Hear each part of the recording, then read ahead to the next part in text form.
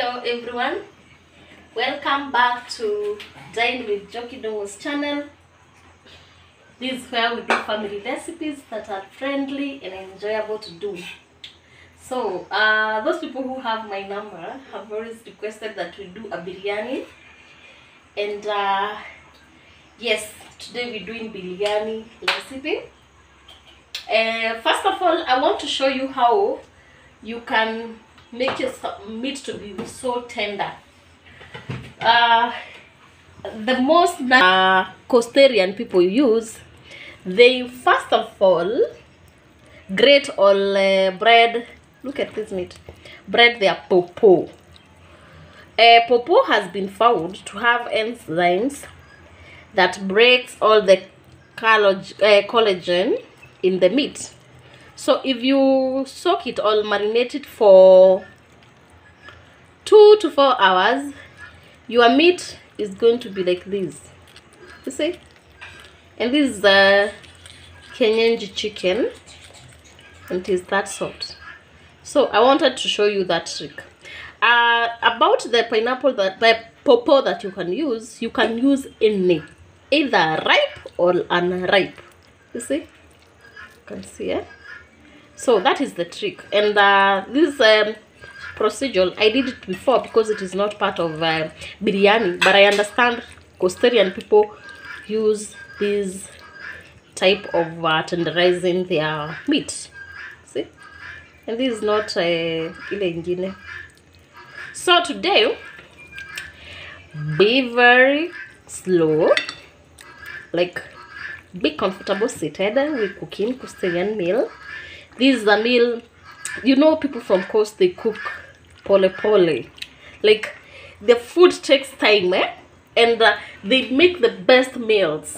Actually, I must commend them for that. And this is because they have their way of cooking slowly, taking time, giving you food time, enough, ample, so that you can get the kind of meal that you want. And therefore, I'm going to start by first of all washing this marinade, then I'll be back.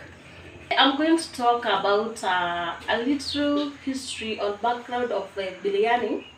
One, there are 3 types of biryani. There's Swahili biryani, there's India biryani, and there's Pakistan biryani. And today I want us to focus on Swahili biryani. Because this is the reason why I've chosen to do Swahili biryani, because Swahili biryani is basically from now what we know, that Swahili is from Arabs and Bantus. So that's where we're coming from. It is very close to us, and we feel like we have a history with it. And therefore, when you're making your biryani, Swahili biryani, you must have these spices that I'm going to show you. One, you must have cinnamon. You must have garam masala, is optional, but you must have pepper, that is black pepper, and you must have cloves. Then you must have cardamom, you must have cumin, and you must have food color. Okay, yeah, that is. But for me, I've added 3. I've added 2 more. That is garam and curry powder, because I want our curry to have that yellow and red color. That's why I've decided to add that. But mind you, curry powder and garam masala are not part of biryani. Secondly, they use a lot of onions. So these are my 2, actually there are 3 onions. You see, you must use ginger and garlic. I've already crushed them. Then I'm going to use tomato puree. These are 4 breaded tomatoes. Then you must use mala stroke yogurt. I had 500 ml of mara, and because we are doing chicken biryani, I have 1 kg of chicken. I have my maybe 300 grams of cubed potatoes, and I have my 500 grams of rice. It's not basmati, but most probably I love basmati. This is not basmati. So I'll start by measuring my, that is black pepper,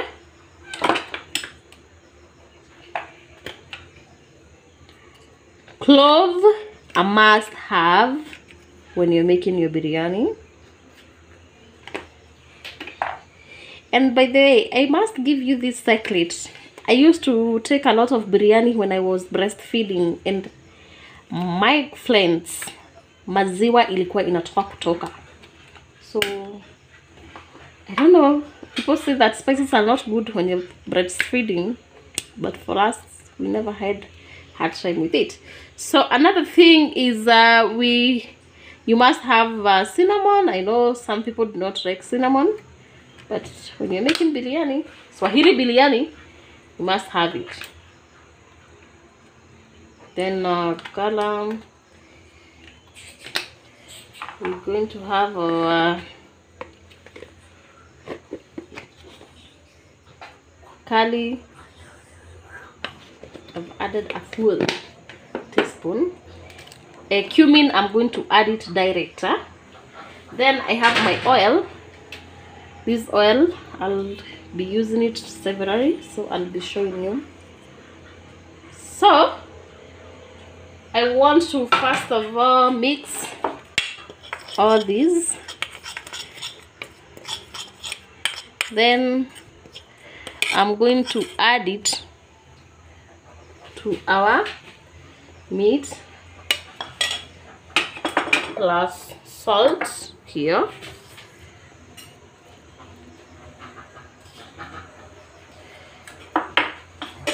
Plus my mixture, and I'm going to leave some.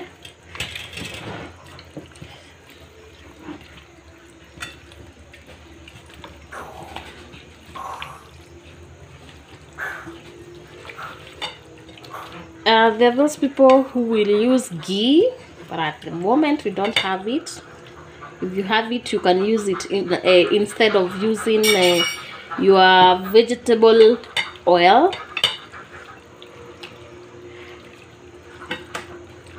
Okay, so it's set. Add some oil, which I said you can substitute with the ghee if you have ghee.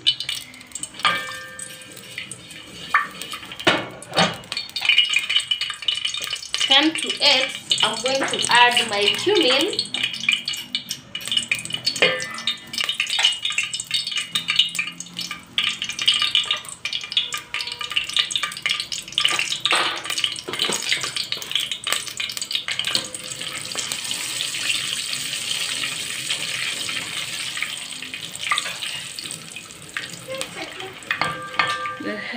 You should continue cooking until you start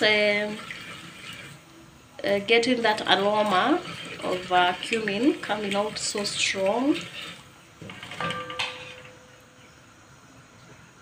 Yeah, and already we have. So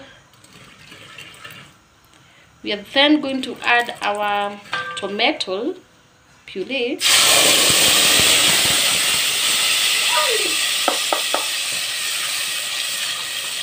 I told you Swahili meal or Coastarian people cook their food slowly. So we're going to cook slowly.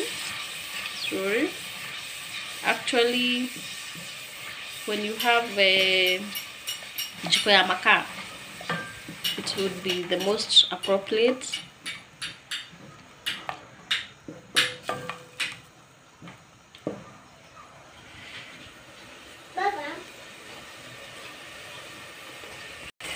I hope you have noted that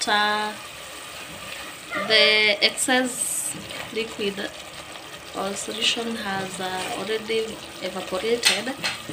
So we are only going to add our garlic, but a disclaimer, You can use those spices that I had used to marinate our chicken here. That is, if you really want, if you're very okay with having a lot of spices in your meal. So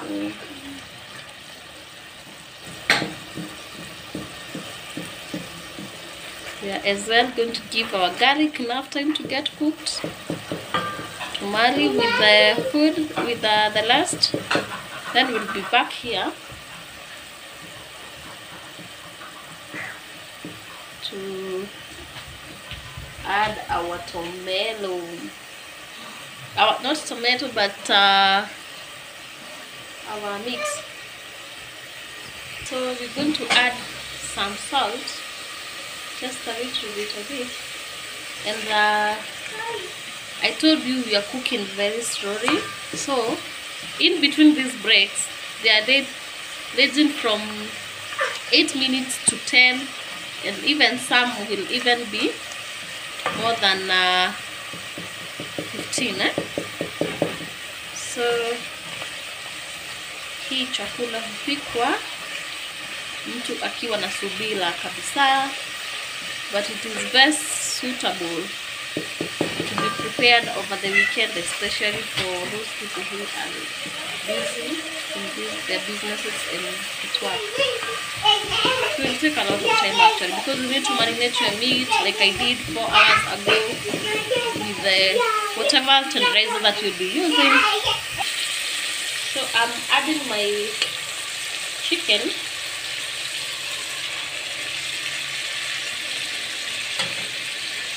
It's very soft, you see? Little what? Beautiful pulp.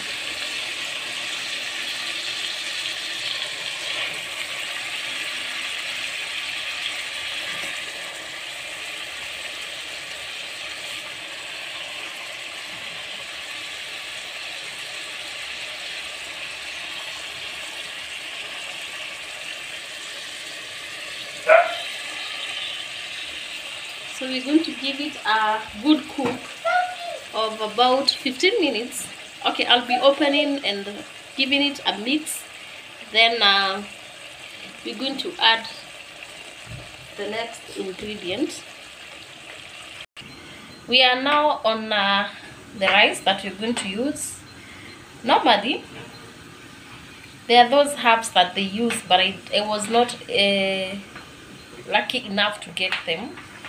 But I've decided to use now the spices themselves, and I will not use all the spices, the herbs that they use, but I'll make sure that it has clove and black pepper.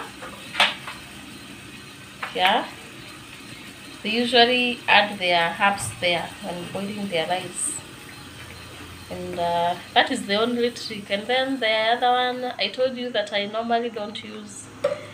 The 1:2 ratio, because I found another way that I can use, and my rice has been coming out in a better way. So this is garam masala and garam masala, clove and black pepper. Another point that I can add is that because we were doing chicken, we can as well include your chicken masala in the stew. It is allowed. So now that is our water. This water is supposed to, it is 750 ml, and it's supposed to cook 500 ml of rice. Yeah, and I'll show you the results. So this is where we are now. Our meat already seems like it's ready. I haven't tasted yet because we have another 20 or more minutes to cook this, and this will give it enough time to get cooked fully. So I'm going to add our mara, which I said that you can as well use yogurt, and give it a good mix.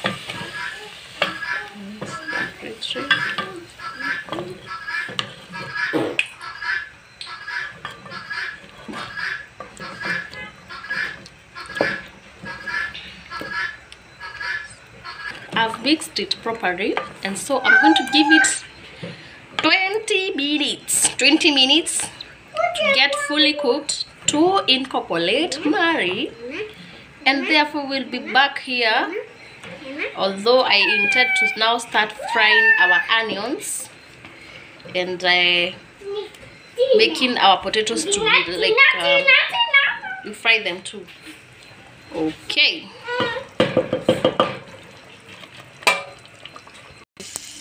So we are now going to fry a lot of onions.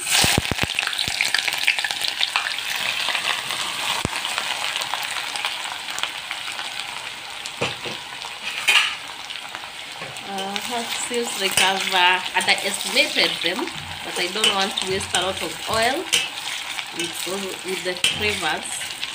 So they will get cooked with just that.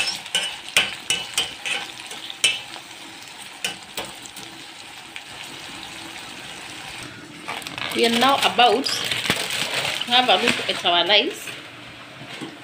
I told you I was not going to use the 1:2 ratio, and you can see our rice is already cooked, fully cooked. And now I'm only going to add some few mint leaves for the aroma. Cover it as we wait for our onions and oil, infused oil with potatoes and onion to mix with our rice. Just uncovered to show you there how the going is there, and already our yogurt has married with the less ingredients. The taste is yummy, the aroma is out of this place. So what I would tell my viewers is that biryani is yes, it's an easy recipe. That is, if only you become so particular with how you are adding your ingredients, especially with the spices, cooking them fully and slowly. Don't be in hurry, don't be in rush. I told you today we are in coast. They cook their meal slowly using their makaa jiko. Yeah. So we are still frying our onions. They're still far from getting ready because we want them to be browned so that we can mix them with our rice and with our stew. Yeah. So as we wait for this, I'm also intending to take some little oil from here because I believe it's already infused now. Mix it with the food color and potatoes. But I still believe we can get our orange color from carrots. If we bread them,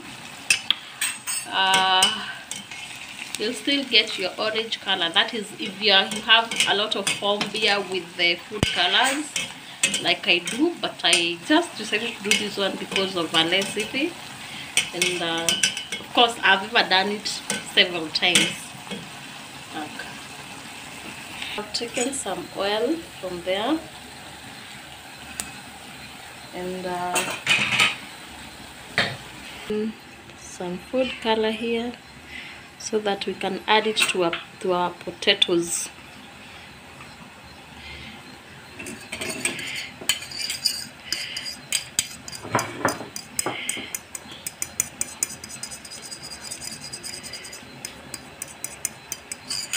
So these procedures that you're on, I'm following here, I'll almost all of those procedures that you'll get them being followed or done by coastal people, especially those indigenous.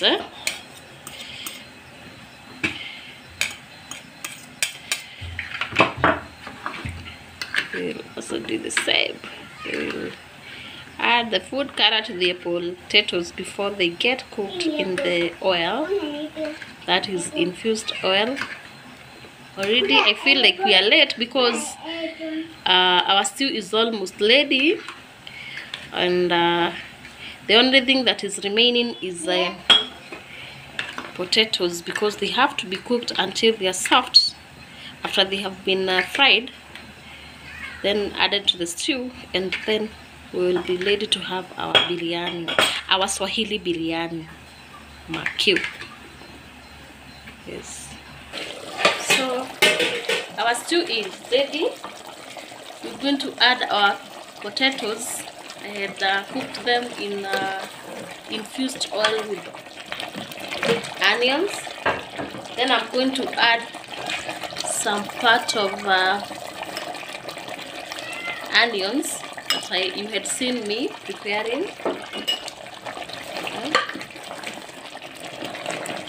Give it a good mix. We're going to cook those potatoes until they are soft, and consider the stew cooked or ready to be served. Then next I'll be working on flavored it with the mint. So I'm going to add color, then give it some time so that the color can, I've mixed oil and the color together.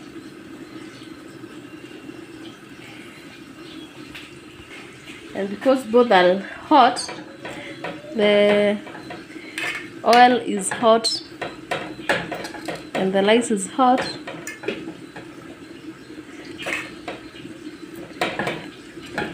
I'm going to add the remaining onions here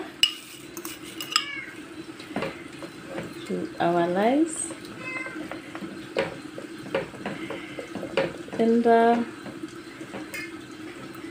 rice is ready.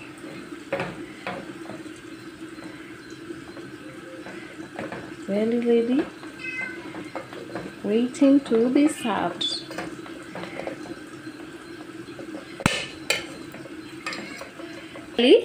This is how our biryani, chicken biryani, is looking like. This is typical Swahili biryani. Then serve it with banana, right banana. This is our chicken, and then this is our rice. Some will opt to mix it by maybe place the rice on at the bottom, add a layer of chicken, then another layer of rice, then another layer of chicken, and then you give it a mix. It's also okay, but we preferred this form of serving. And I'm so grateful for your support, for your subscriptions, and also for viewing, watching, and commenting to our content. And I'm encouraging each and every one of you to keep on trying our recipes. May God bless you. May we keep our family in touch. Thank you.